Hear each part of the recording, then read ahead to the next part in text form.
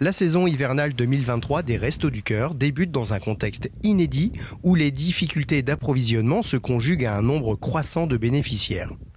Pour faire face à ces difficultés, de nombreuses initiatives sont mises en place, tel le glanage solidaire. Le glanage d'aujourd'hui, c'est priorité pour les bénéficiaires et ensuite pour les bénévoles. Donc les bénévoles, quand on a fini la collecte, ils reprennent qu'est-ce qu'ils veulent comme pommes de terre pour eux déjà, et après le restant, c'est pour les Restos du Cœur, pour les personnes accueillies. Nous, on est contents, c'est parce que ça fait participer les personnes accueillies.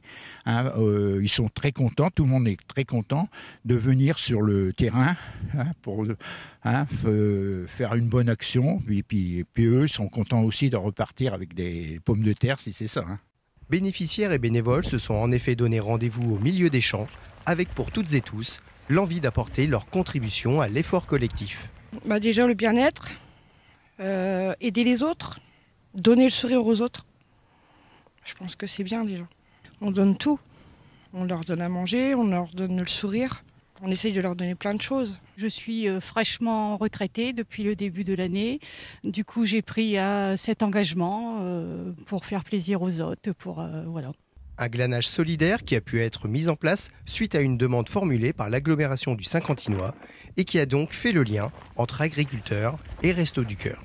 J'ai été contacté par l'agglo du Saint-Quentinois qui savait que je produisais des pommes de terre de consommation, donc pour en faire des frites, et ils m'ont mis en relation. Ils m'ont demandé si j'étais partant pour accueillir des glaneurs des Restos du Cœur pour leur venir en aide et leur offrir entre guillemets cette production. Actuellement, on est à 1100 familles, pour savoir le nombre de personnes accueillies, il faut multiplier par 2,5, ça représente beaucoup. Et comme on est à beaucoup de monde, là, actuellement, on est en manque de produits. Donc on a fait une collecte dans 8 magasins, on a récolté 3 tonnes 518 kilos, ça va nous permettre de donner un peu plus de produits aux gens.